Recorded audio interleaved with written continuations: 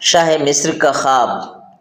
اور اس کی تعبیر۔ ایک جگہ قرآن مجید میں شاہ مصر کے خواب کا ذکر کیا گیا ہے۔ اس خواب کی تعبیر بھی حضرت یوسف علیہ السلام نے ہی فرمائی تھی۔ یہ خواب اس لیے قابل غور ہے کہ اس میں آئندہ پیش آنے والے واقعات کی نشاندہی کی گئی، جو حضرت یوسف علیہ السلام کی تعبیر کے مطابق ہو بہو اور حرف بحرف پوری ہو کر رہی،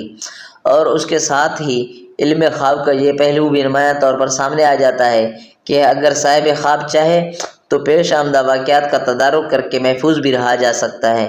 یعنی خواب کی صحت کے ساتھ حسن تدبر سے اس کی عملی طور پر نفی بھی کی جا سکتی ہے۔ حضرت یوسف علیہ السلام کی تعبیر کے مطابق شاہ مصر نے خواب میں دیکھ لیا تھا کہ اس کے ملک میں عنقریب تباہی آئے گی،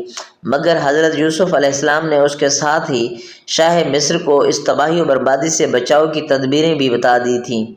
جس پر عمل پیرا ہو کر وہ اس تباہی سے پوری طرح محفوظ رہا۔ اس واقعہ کو قرآن مجید نے اس طرح بیان کیا ہے کہ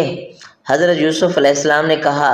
کہ تم کھیتی کرو گے 7 برس جم کر، سو جو تم کاٹو گے اس سے چھوڑ دو اس کے بالیوں میں، مگر تھوڑا جو تم کھاؤ، پھر آئیں گے اس کے بعد 7 برس سختی کے، جو کھا جائیں گے جو رکھا تم نے ان کے لیے، مگر تھوڑا جو روک رکھو گے تم بیچ کے لیے، پھر آئے گا 1 سال، اس کے بعد اس میں میہ برسے گا لوگوں پر اور اس میں رس نچوڑ دیں گے۔ توریت میں شاہ مصر کے خواب کو اس طرح بیان کیا گیا ہے۔ تب فرعون نے یوسف علیہ السلام سے کہا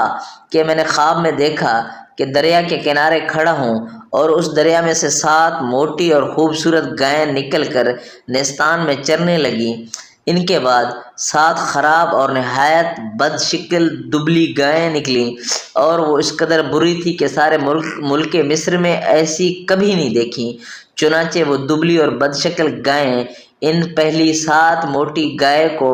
کھا گئیں، اور ان کے کھا جانے کے بعد یہ معلوم نہیں ہوتا تھا کہ انہوں نے ان کو کھا لیا، بلکہ وہ پہلے کی طرح جوں کی توں بد شکل رہیں۔ تب میں جاگ پڑا اور خواب میں دیکھا کہ ایک ڈنٹھی میں 7 بھری بھری اور اچھی اچھی بالی نکلی، اور ان کے بعد 7 سوکھی پتلی اور ہوا کی ماری ہوئی بالی نکلی، اور پتلی بالی ان 7 اچھی اچھی بالوں کو نگل گئیں، اور میں نے جادوگروں سے ان کو بیان کیا،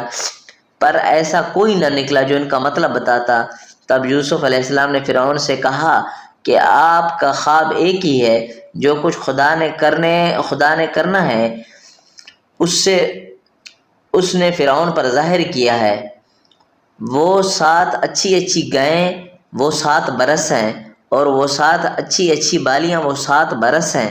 خواب ایک ہی ہے، اور وہ 7 بد شکل اور دبلی گائیں جو ان کے بعد نکلیں، اور وہ 7 خالی اور ہوا کی ماری مرجھائی ہوئی بالی بھی 7 برس ہی ہیں، مگر کال کہت کے 7 برس۔ یہ وہی بات ہے جو